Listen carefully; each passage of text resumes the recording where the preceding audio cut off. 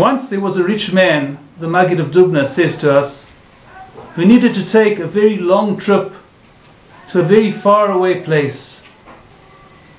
For the purpose of the trip, he bought himself a carriage and a set of horses, and he hired a man to be his driver. "What will you pay me for the trip?" the driver asked the rich man. "Well," said the rich man, "when I get home from my trip, I won't need the carriage anymore, nor the horses, so I'll give them to you. That'll be the payment for your services." The Parsha tells us that at the end of days, once all of the tzoros and curses have passed over the Jewish people, they will return to Hashem with a full tshuva, and Hashem will then restore them to their land. He'll bring them back to Eretz Yisrael, and He'll give them a life of plenty, a life of blessing and prosperity and serenity. And then the Parsha goes on to tell us, and all the curses that fell on the Jewish people will then be passed on to their enemies.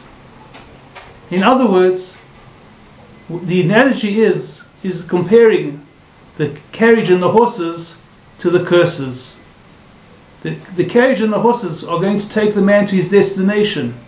And in the same way, it's the curses that bring us to the service of Hashem.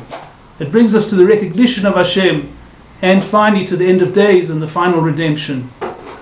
At that point, the Parsha tells us, the curses will all be passed on to our enemy. Just like the rich man is going to give his carriage and horses to his driver, so to all of the curses that we suffered will be passed on to our enemies. The question is, though, why must our enemies suffer? It's true, our enemies afflicted troubles on us, and those were our curses. But why now that the curses have done their job and the Jewish people have returned to Hashem and we have reached the end of days, why now must they suffer those same curses? The answer must be, though, that at the end of days, the whole world will come to recognize the truth of the Torah and of the Torah lifestyle.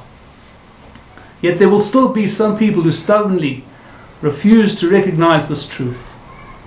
And if so, in truth, really, they do deserve those curses. Maybe those curses even will help them also to recognize the truth and beauty of Hashem.